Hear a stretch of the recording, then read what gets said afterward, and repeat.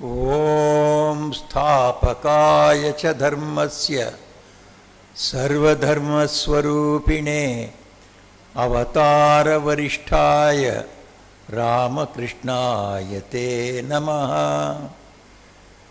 Namaste yatirajaya Vivekananda suraye Satchit sukaswarupaya Swamine tapaharine. Most revered senior monastics, my dear junior monastic members, and my very dear brothers and sisters of Bhava, Prachar, Parishads centers from all over India.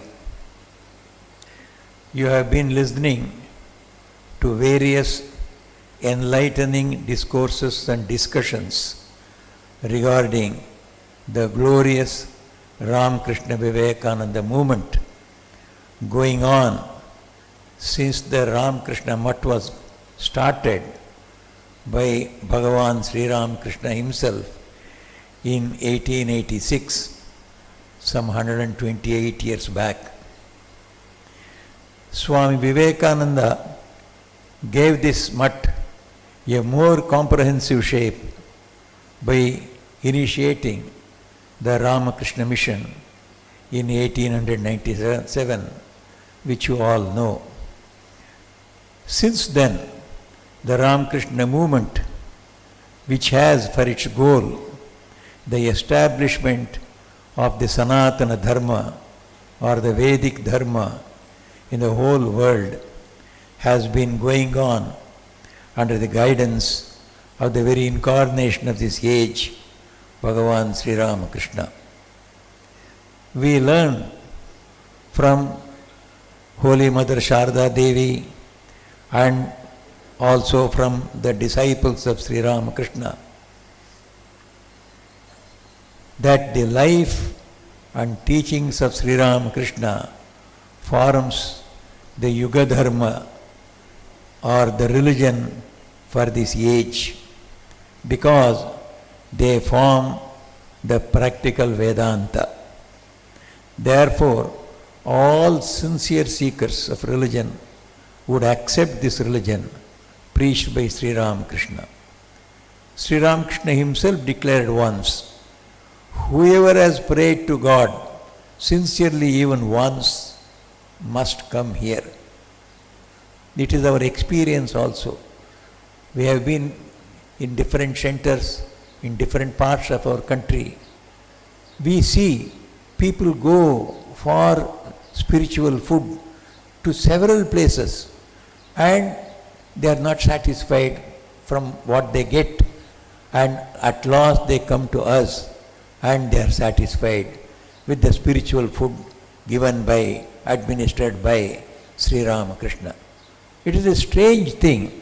Sri Ramakrishna at that time he pronounced this great statement that if a person has sincerely prayed even once, he shall definitely come, because the real spirituality is here in this center. The Lord himself has given it in such a simple way. Sri Ramakrishna made the glorious Vedic Dharma so simple to understand, so simple to practice, and to realize the infinite life with the light, infinite light and infinite joy of God. So even a common man will be tempted to practice religion if once he comes into touch with the teachings of Sri Ramakrishna.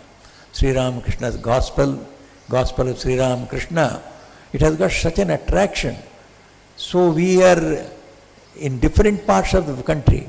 Whenever people once read this book, they feel, they know what are all the essentials that are to be known.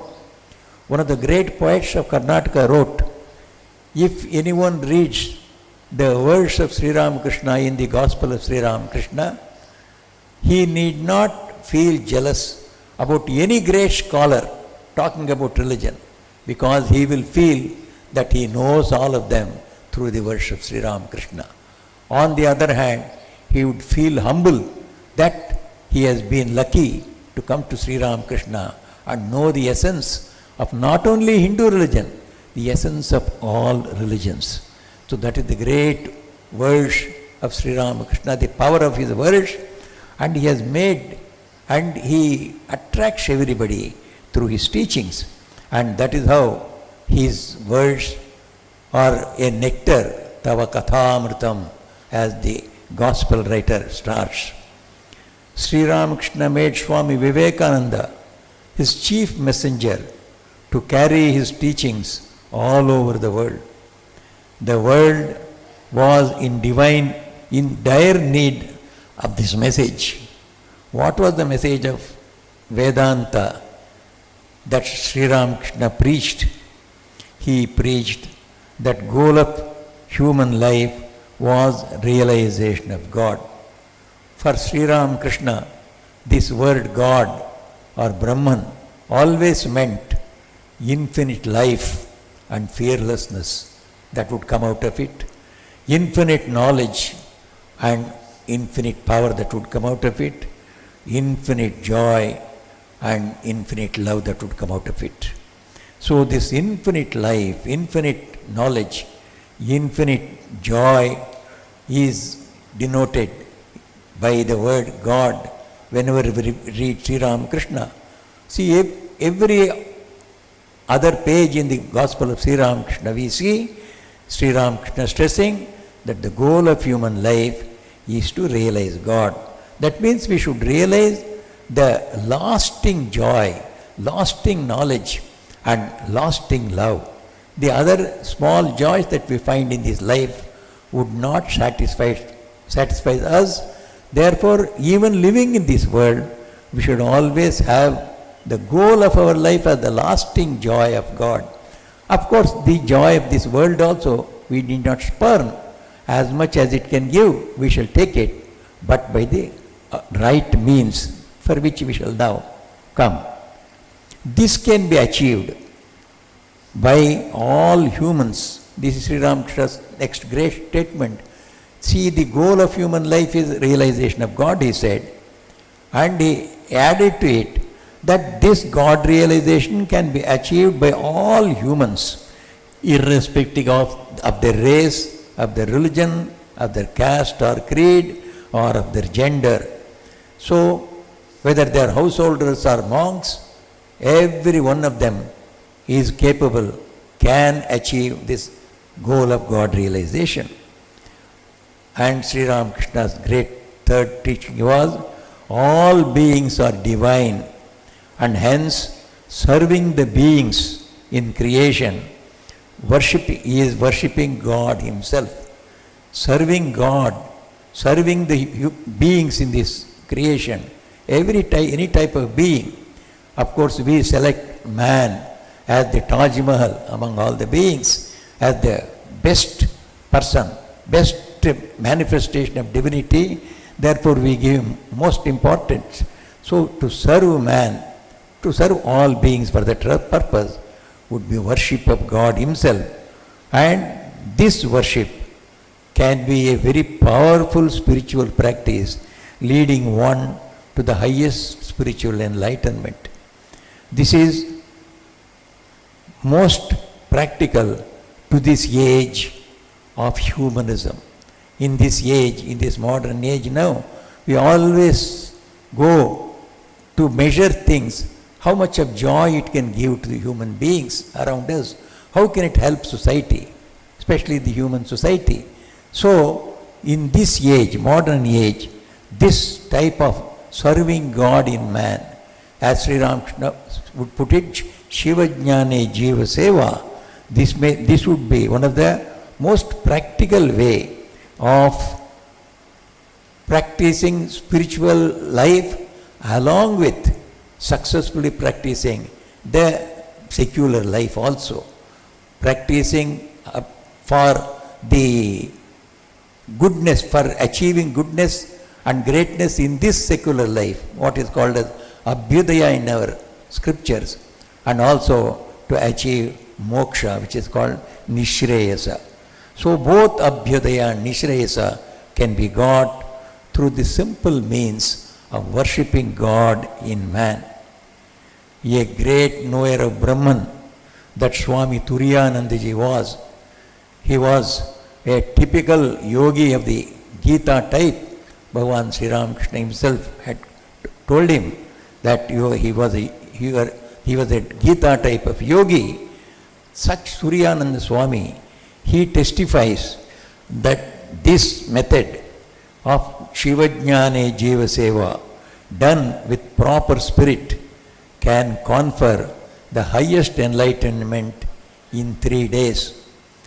It is recorded that Swami Vivekananda himself once told Swami Turiyanandaji, he told, Haribhai, I have given them, that means the followers of our mission, followers of the teachings of Sri Ramakrishna, Holy Mother, and of course Swamiji himself, I have given them a new and easy path to enlightenment, the path of Shivajnane Jiva Seva, by which they can reach the same place which Buddha reached through meditation or Jesus by prayer. So this is the great path of service of man, thinking that he is a temple of God, worshipping God through man. Swamiji was never tired of this, speaking this truth in the East as well as in the West. He used to stress to serve man is to serve, to worship God. And worship of God will never tire us at any time. I have never come across any real Hindu who has ever said, though I have worshipped too much. More the worship, more satisfaction, more joy. So work becomes a source of joy when once we take to the spirit of worshipping God in man. Swami Vivekananda himself started during his lifetime almost 7 centers. This great Belur Mutt, and the center at Mayavati, center at Kankal, center at Varanasi, center at Chennai, Tamil Nadu, and of course 2 centers in New York and San Francisco in America. What tremendous work Swamiji has done, spiritually enlightening, awakening the whole humanity. Along with that one, how practical he should have been. He has started 7 centers. When you look at the achievement, something that we cannot imagine any human effort can do. He had a tremendous divine power working through him, and that enabled him to do this. He gave a comprehensive message for his followers, that was to struggle for one's own spiritual enlightenment and to struggle for humanity's welfare everywhere. Atmano mokshartham jagadhitayacha. Both were known to us, but we always kept them separate. There were some people who were engaged in doing good to the world, and some of us, we were very much engaged in Atmano mokshartham, doing spiritual practices for our own spiritual enlightenment.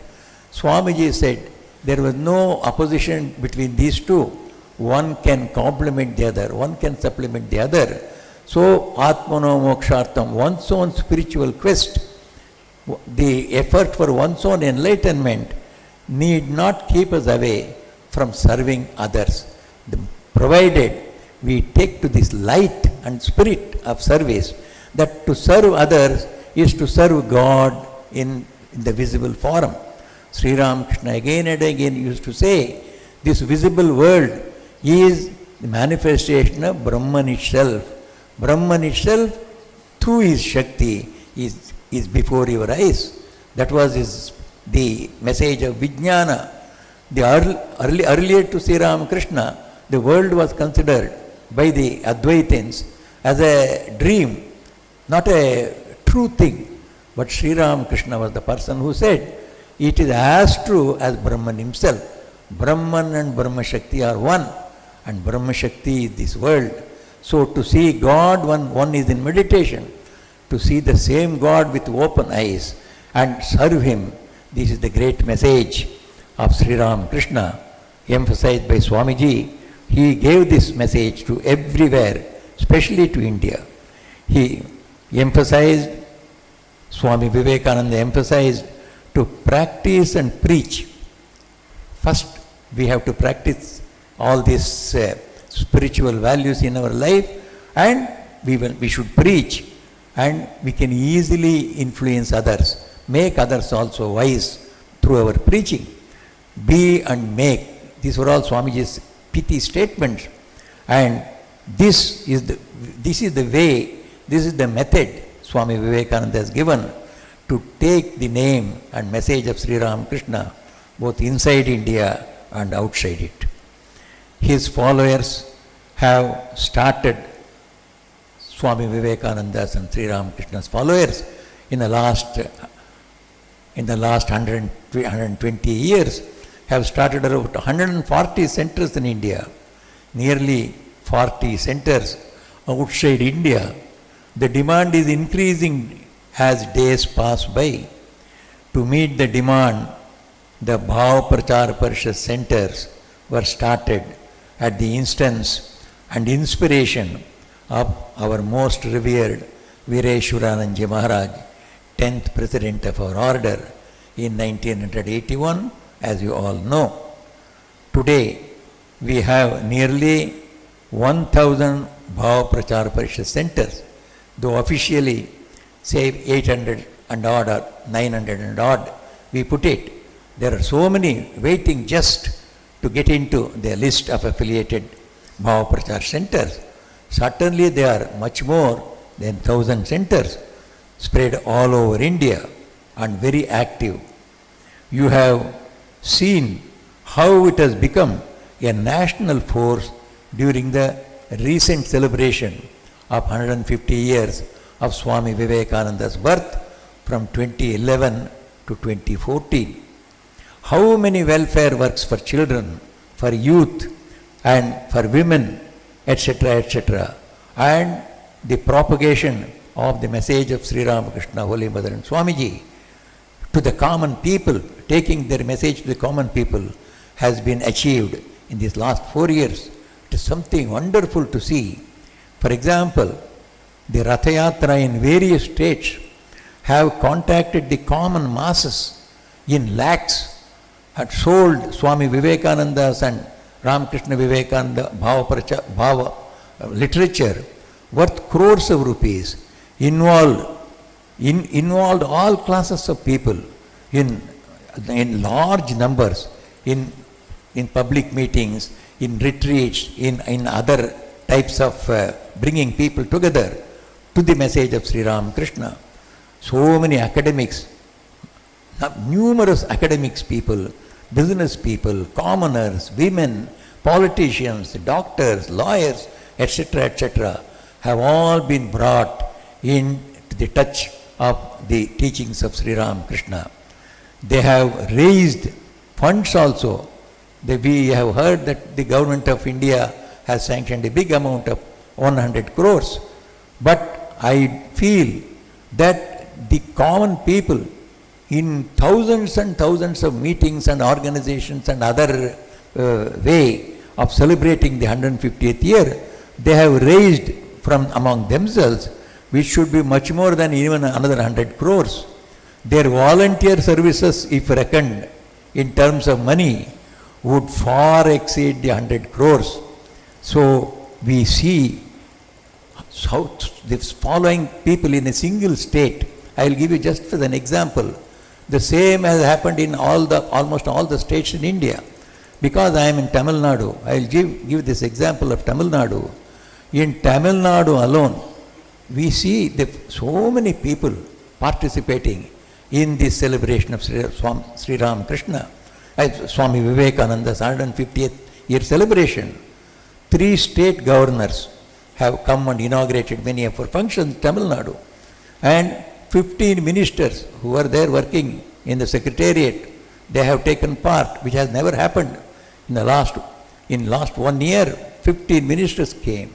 3 top judges have come. 7 top IAS officers have come. 6 deputy commissioners have come. Several top police officers, etc. have come. More than 200 top writers and speakers have taken part in our function and spoken wonderfully, which we have recorded, and it is a delight for the common people to enjoy. In that one, well-known actors have come on their own without our invitation. That is the power of Swami Vivekananda. The Ratham in Tamil Nadu, I am just mentioning Tamil Nadu because I have seen it myself personally. I have also seen in the other states also. I am sure the same thing is happening, has happened in other states also. The Ratham in Tamil Nadu travelled 25,000 kilometers in 300 days. The longest any god has travelled through a Ratham in Tamil Nadu in the last 2,000 years. Tamil Nadu people remember this. No god has gone. And some people say, Swami, no god has come into our village at all. You are the first person to bring God into our village. So many untouched villages of untouchable so-called. So God has gone, and Swamiji's Ratha has gone there. And books sold, 3 crores of rupees books have been sold. Nearly 150 statues of Swami Vivekananda have been erected. 150 statues. And the Ratha Yatra visited 1020 schools, 301 colleges, 10 universities. Students about 13 lakhs participated. And the Ratham visited 2,625 public institutions like different organizations doing philanthropic work and other religious work, including temples. About 10 lakh public welcomed the Ratham, and 15 lakhs books which were titled Swami Vivekananda's Thoughts were distributed freely. A special issue of our Tamil magazine, monthly magazine, Ramakrishna-Vivekananda, was cast into Braille script, and this was distributed freely for blind men to see. And the blind people, they appreciated so much. I myself was in a meeting. One blind person came and he reads it with such great joy in the public meeting. So, these great things have been achieved by ordinary people. We people who did all these things, we were nothing extraordinary. That spirit of Swamiji has worked through us. Most importantly, a tele-serial on the life of Swami Vivekananda in Tamil in 52 episodes has been started 11 months back, and it is being telecast in Doordarshan's Tamil channel called Podigai. It is a special channel in the prime time 9 p.m. of every Saturday. Since last 11 months it is taking place and will be completed in the ensuing 5th of July. So this valedictory screening or telecasting, we want to celebrate it in a big way to attract the attention, and it has become very, very successful teleseries because it has got the certificate as first-rate viewer ranking at the state level, Tamil Nadu state level, and first-ranked ranking in the Chennai city. You see young people coming to see Swami Vivekananda, giving the maximum attendance on TV. It is something very great, and power of Swamiji is working like that. The above data here I give only as an example from one single state. Almost the same has happened in almost all the states like Andhra Pradesh, like Karnataka, Bihar, Maharashtra, Madhya Pradesh, West Bengal, etc., etc. I myself saw the similar successful celebrations of Swami Vivekananda's 150th year in Assam and Arunachal Pradesh under the leadership of our Arunachal Pradesh Center. As an overall result, we feel a palpable uprise in the whole country in the feeling of respect and reverence towards Swami Vivekananda and his great message, especially among the youth. We can see the result in the sudden spurt in the sale of our Ramakrishna-Vivekananda literature during the last 2 years. Due to the above reasons, I believe Swami Vivekananda has arisen in a big way, as Swami Sarvalokananda in the morning stated, and has started sweeping the country. We can safely assume that this wave will continue growing to bring in a new era of glorious and spiritual India of Swami Vivekananda's dreams. We in Tamil Nadu are busy trying to keep up this wave, and we are drawing up plans how to do this one. We are very busy at it. So we pray to Sri Ramakrishna, Holy Mother and Swami Vivekananda to help us in keeping up this wave of Vivekananda for the welfare of every one of us individually, for the welfare of our country, and through our country for the welfare of the whole humanity. Thank you very much.